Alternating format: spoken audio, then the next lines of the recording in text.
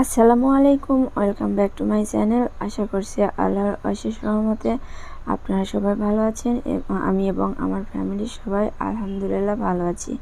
তো এখানে দেখতে পাচ্ছেন যে আমি পেঁয়াজ ছিলে নিচ্ছি। আর অবশ্য বুঝতেই পারছেন যে আমি ভিডিওটা রান্নাবান্না নিয়ে স্টার্ট করছি। তো আমার আজকের ভিডিওটি যদি আপনাদের ভালো লেগে থাকে অবশ্যই আমার চ্যানেলটি সাবস্ক্রাইব করে পাশে থাকবেন। আর হ্যাঁ, লাইক দিতে কিন্তু একদমই ভুলবেন না, কারণ আপনারা যদি আমাকে লাইক দিয়ে সাপোর্ট না করেন তাহলে তো আমার ভিডিওটা অন্যদের কাছে পৌঁছাবেই না। তাই আপনাদের কাছে তো আমি এটুকু আশা করতেই পারি।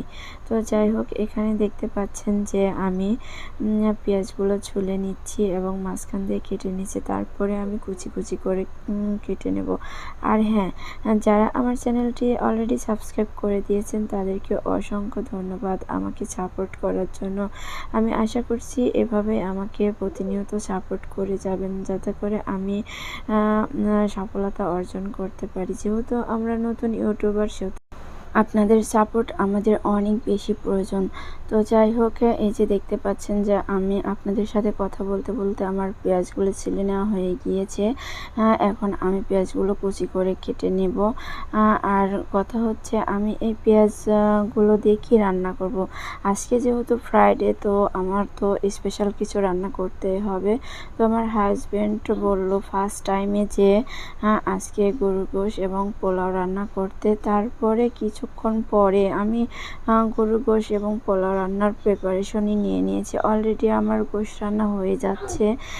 সেই সময় বলছে যে অবশ্যই সেই সময় একটু মানে 1-2 মিনিটের মতো একটু বৃষ্টি পড়ছিল। তো আপনারা যারা আমাদের ভিডিও দেখেন তো অবশ্যই জানেন যে আমরা দুজনই অনেক বেশি খিচুড়ি পছন্দ করি। তো সেই সময় ওই বৃষ্টিটুকু দেখে আর ডিসিশন চেঞ্জ। তখন বলল যে আজকে তো খিচুড়ি খেতেই হবে, যেহেতু বৃষ্টি পড়া শুরু হচ্ছে।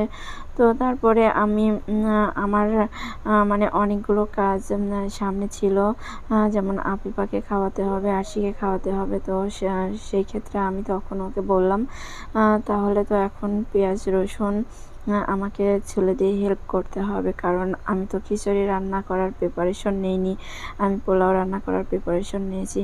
তাই ও পরে আমাকে খিচুড়ির জন্য পেঁয়াজ রসুন ছুলে দিয়েছিল। তো এখন অবশ্য আমি গোশত রান্নার জন্য পেঁয়াজ রসুন ছুলে নিচ্ছি। আর দেখতে পাচ্ছেন আমি অবশ্যই এখানে আমি স্পিডটা একটু বাড়িয়ে দিয়েছি, তাই মনে হচ্ছে আমি অনেক দ্রুত কাজ করতেছি। আসলে আমি অত দ্রুত কাজ করতেই পারি না, আমি অনেক আস্তে ধীরে কাজ করি। তো যাই হোক, এখানে দেখতে পাচ্ছেন যে আমি গোশতটা রান্না করার জন্য আমি কড়াইতে তেল দিয়ে দিয়েছি আর পেঁয়াজ কুচিগুলো দিয়ে দিয়েছি। তো এখন আমি যেভাবে গরুর গোশতটা রান্না করি, তো আমার কাছে এটাই আমার কাছে বেস্ট মনে হয়। আপনারা কীভাবে রান্না করেন আমাকে কমেন্টস করে জানাতে পারেন। আর চাইলে আমার মতো করেও একবার রান্না করে ট্রাই করতে পারেন, আপনাদের কাছে ভালো লাগতে পারে। তো যাই হোক, এখানে দেখতে পাচ্ছেন যে আমি পেঁয়াজগুলো একটু বেরেস্তার মতো করে ভেজে নিলাম। আর ওই পেঁয়াজ ভেজে নেওয়ার সময় আমি গোটা মশলাগুলো দিয়ে দিয়েছিলাম। তারপরে গোশতটা দিয়ে আমি একটু পেঁয়াজের সাথে মিশিয়ে নিলাম। আর এখানে আমি কিছু লবঙ্গ এবং কিছু গোলমরিচ দিয়ে দিলাম।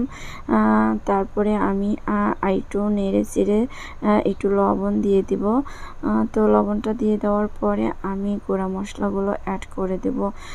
তো আমি এইভাবে গরুর গোশত রান্না করার সময় আমি পেঁয়াজটা কখনো বেটে দিই না। আমি পেঁয়াজ কুচি করে বেরেস্তার মতো করে একটু ভেজে কালার করে নিয়ে তারপরে আমি গোশতটা দিই। এতে করে গোশত রান্নাটা আমার কাছে অনেক বেশি ভালো লাগে। আর আমার হাজব্যান্ডও এভাবে রান্না করলে অনেক বেশি পছন্দ করে।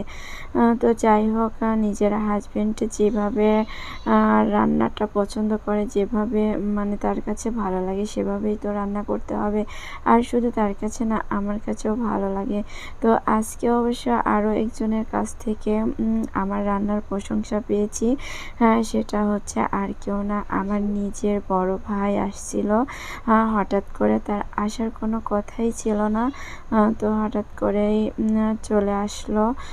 তারপরে আর আমার রান্না খেয়ে বলল যে অনেক টেস্ট হয়েছে। তো যাই হোক, তাদের এটা বলার অনেক কারণ আছে, কারণ আমার ভাই বোন সবাই জানে যে আমি কেমন ছিলাম আগে। কারণ আমি যখন আমার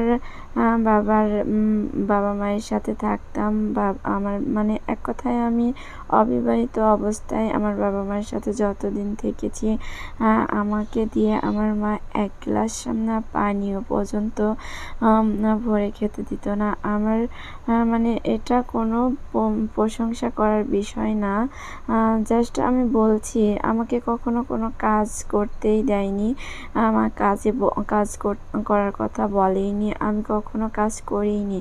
তো সেই আমি এখন দুটা মেয়ে একসাথে, ছোট ছোট দুটা মেয়েকে আমি লালন পালন করছি, এবং আমার সংসারের কাজ নাই বললেও একটা সংসারে তো আর কম কাজ থাকে না।